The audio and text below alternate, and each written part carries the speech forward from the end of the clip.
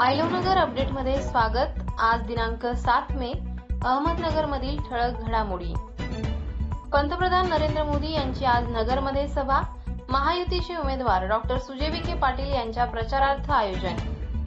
नगर जिल्ह्यात आलेले उद्योग ही शरद पवारांची मेहरबानी नाही, महसूल मंत्री राधाकृष्ण विखे पाटील यांची टीका। शिर्डी लोकसभेसाठी तुम्ही काय केलं आणि मी काय करू शकते यावर चर्चा करू, उत्कर्ष रुपते यांचं आजी माजी खासदारांना आव्हान। देशात मोदी आणि योगी यांच्या कणखर भूमिकेमुळे हिंदू धर्माचं रक्षण, प्रबोधनकार संग्राम महाराज भंडारे यांचं प्रतिपादन। देवळाली प्रवरा नगर परिषदेत सेल्फी विथ वोट स्पर्धा, मताचा टक्का वाढवण्यासाठी उपक्रम।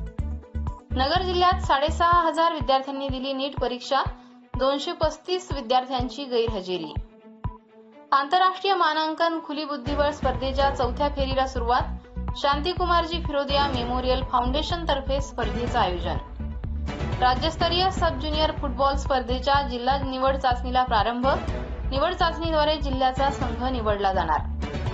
पाण्यात बुडून तरुणाचा मृत्यू, संगमनेर तालुक्यातील जोरवे गावालगत घडला प्रकार।